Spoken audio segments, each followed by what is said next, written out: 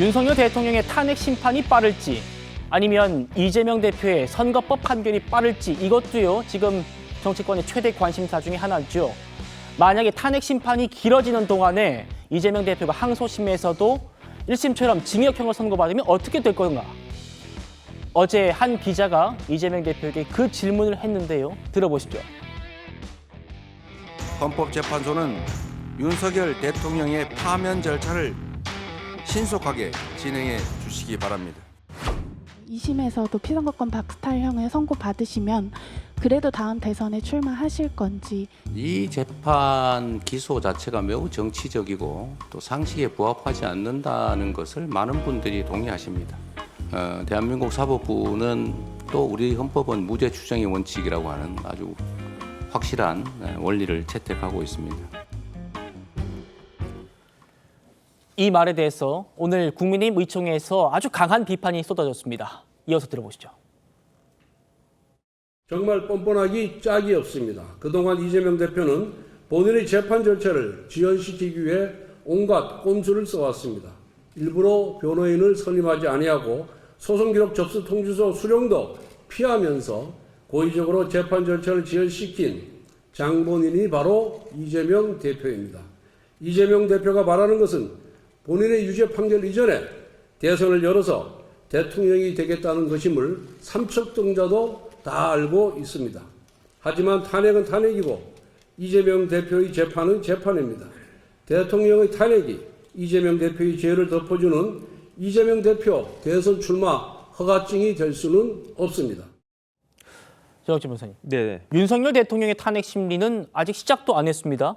그런데 파면 절차를 신속하게 진행해달라고 했어요.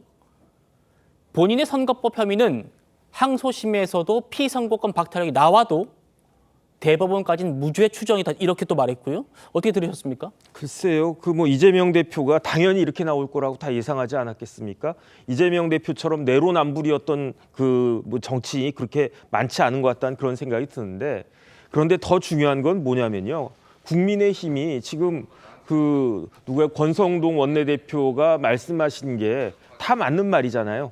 국민의힘은 다 잘 알고 있어요. 다 잘 알고 있으면서도 눈 뜨이고 코 베이는 것처럼 국민의힘 잘 알고 있는데 이재명 대표 관련해가지고 지난 대통령 임기가 2년 반도 더 지나지 않았습니까? 지난 2년 반 동안에 저런 것들을 제대로 막지 못했을 뿐더러 오히려 이재명 대표한테 기회를 열어준 거 아니겠습니까? 이재명 대표는 정상적인 상황이었으면 내년 6월, 7월 늦어도 내년까지는 공직선거법이나 위증교사죄 판결이 나올 수밖에 없었는데, 그럼에도 불구하고 지금과 같은 상황을 초래한 곳이 어디냐? 정부 여당 대통령 아니었겠습니까? 그러니까 지금에 와가지고 그렇게 이야기해봤자 이것을 과연 막을 힘이 있겠는가? 저는 그런 생각이 들고요. 그다음에 이재명 대표가 기소 자체가 정치적이고 상식에 부합하지 않는다라고 이야기를 했지만 이것도 말이 맞지가 않는 게, 만약에 이런 주장은 언제까지 가능한 것인가? 1심 판결이 나오기 전까지는 이게 가능하지만 기소가 정치적이고 상식에 부합하지 않는데 왜 1심에서 유죄가 나왔습니까? 그다음에 만약에 여기에 대해서 그렇게 끝까지 생각을 한다라고 하면 항소심에서 1심 판결을 뒤집고 바꾸려고 노력을 해야 되는데 왜 항소심 판결은 자꾸 그냥 질질질 뒤로 늦추려고 하는, 끌려고 하는 그런 모습을 갖다가 보입니까? 그러니까 앞뒤가 안 맞는 행동에 대해서 국민의힘은 잘 알고 있지만 그럼에도 불구하고 이재명 대표의 저와 같은 행동을 도저히 막을 수 없는 그런 상황이 아닌가. 전 그런 부분들이 굉장히 답답하다는 생각이 듭니다. 자, 김 대표님. 탄핵은 탄핵이고 이재명 대표 재판은 재판이다. 탄핵이 이재명 대표 출마 허가증 아니다. 이런 권 원내대표 얘기 어떻게 들으셨습니까? 저는 오늘 국민의힘이 지난 토요일 탄핵 이후에, 탄핵 소추안 가결 이후에 처음으로 모이는 의총장 아닙니까? 그렇다면 순서가 잘못됐다고 봅니다.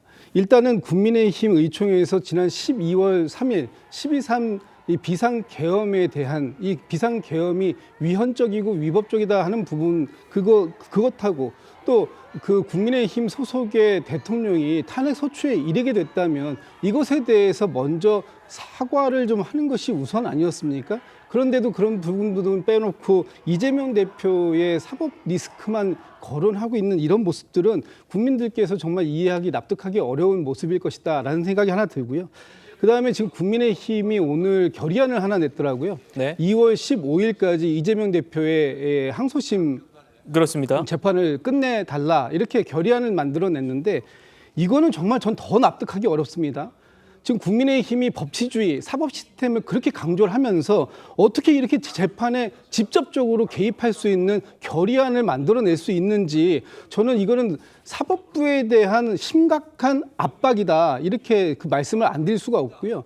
얼마 전에 방첩사령관이 경찰청장에게 이번에 이재명 대표의 위증교사 1심 무죄 선고한 김동연 판사를 체포해라 이렇게 얘기했다고 하는 증언이 나오지 않았습니까? 만약에 항소심에서 항소심 재판이 2월 15일까지 끝내지지 않으면 다시 개헌금 투입해가지고 2심 재판부 다 체포할 겁니까?